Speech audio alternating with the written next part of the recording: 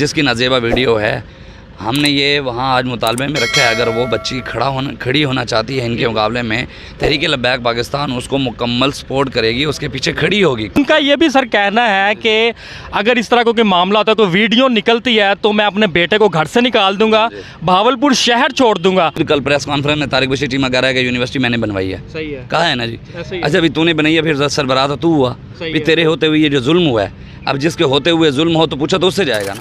मैं हूं आपका होस्ट अकरम और आप देख रहे हैं पब्लिक वॉइस टीवी।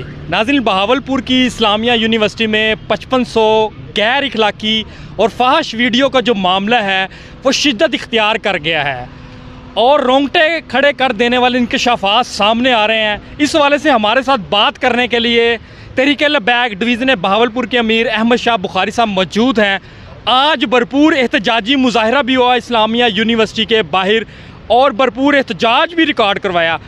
इनसे जानते हैं और पूछते हैं कि उन मुजरिमों को कैफरे किरदार तक पहुंचाने के लिए तहरीक लब्बैक पाकिस्तान क्या इकदाम कर रही है। ये बात करते हैं। अस्सलाम वालेकुम सर। वालेकुम सलाम सर जी, बहुत शुक्रिया जी। आज सर एहतजाजी मुजाहरा भी किया गया इस्लामिया यूनिवर्सिटी के बाहर और एहतजाज भी रिकॉर्ड करवाया गया।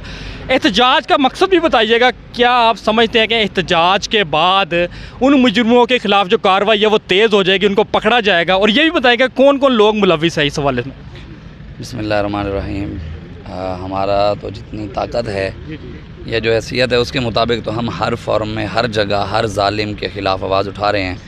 जो ये यूनिवर्सिटी में मामला हुआ है ये तो एक है। सही है। अल्लामा इकबाल का मैंने जो शेर पढ़ा था, इकबाल कहता है कि बेगाना रहे दीन से अगर मदरसा ज़न है, इश्क व मोहब्बत के लिए अहले हुनर की मौत, इल्म हुनर की मौत। इकबाल कहता है कि अगर मुसलमानों की बेटियों को और बेटों को इकट्ठा पढ़ाना ही, पहले तो इकबाल कहता है ये ना, अल्लामा इकबाल ख़ुद कहता है कि ये नहीं है ठीक, ये मगरबी तहजीब है। अगर तुमने उस पर चलना ही है तो पहले अपनी बेटियों की दीन की बुनियाद को इतना मजबूत करो कि मगरबी निज़ाम और मगरबी सोच उनकी सोच के ऊपर गालिब ना आ सके, उनके रास्ते पर वो ना चल सके, वो दीन के ऊपर इतनी मजबूत हों। ये तो सिर्फ़ एक यूनिवर्सिटी का मामला है। और एक मैं इस बात की अल्लाह ताला हमारे बावलपुर को बेहयाई से बचाए भी सही, लेकिन अभी उधर थोड़ी सी कम बेहयाई है सही, कम है। मतलब जिस तरह हम बड़े शहरों में देखते हैं एक माहौल, उस तरह का अभी वहाँ नहीं है। हाँ, थोड़ा सा है, लिहाज रखा जाता है। ये तो है बावलपुर की यूनिवर्सिटी का हाल। और उससे बड़े है, उससे थोड़े बेहयाई मुल्तान की यूनिवर्सिटी इससे बड़ी है, उसमें इससे बड़ी बेहयाई लाहौर है, इस्लामाबाद है। आप जाएँ देखें। मैं दोस्त है, उन्होंने बताया कि इस्लामाबाद, ये परसों की बात है, उनके सामने बात है, उन्होंने कहा इस्लामाबाद यूनिवर्सिटी के एक प्रोफेसर न्यू लगे हैं, वहाँ पे जॉब लगी है, उन्हें 19वें 20वें स्केल पे हैं शायद, ये यूनिवर्सिटी के हैं, ये कहीं भी जॉब लगी है उनकी। उन्होंने कहा जी 20वें स्केल के हैं। उन्होंने अपने घर आकर ये कहा है कि मेरी शादी जो है वो किसी यूनिवर्सिटी की बच्ची से ना करें।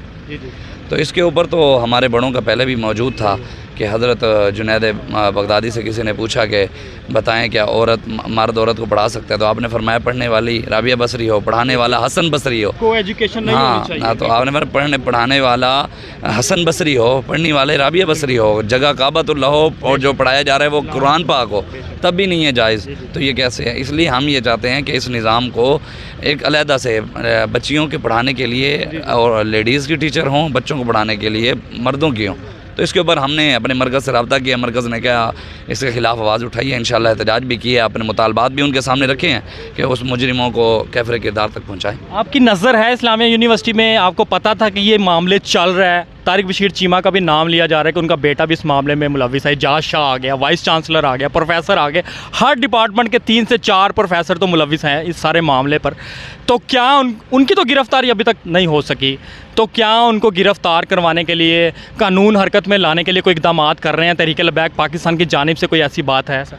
देखिए जी, हमने ये आवाज़ दी है कि भाई जो बच्चा इनसे मुतासिर है या बच्ची मुतासिर है, मतलब जिसकी नाजेबा वीडियो है, हमने ये वहाँ आज मुतालबे में रखा है। अगर वो बच्ची खड़ी होना चाहती है इनके मुकाबले में, तहरीक लब्बैक पाकिस्तान उसको मुकम्मल सपोर्ट करेगी, उसके पीछे खड़ी होगी। कोई खड़ा हो कानूनी कार्रवाई के लिए। देखें ना, अगर किसी बच्ची के लिए कोई बच्ची कहती है जी मेरे साथ ज़्यादती हुई है, वो बच्ची खड़ी होती है, तहरीक लब्बैक पाकिस्तान मुकम्मल उसके साथ है।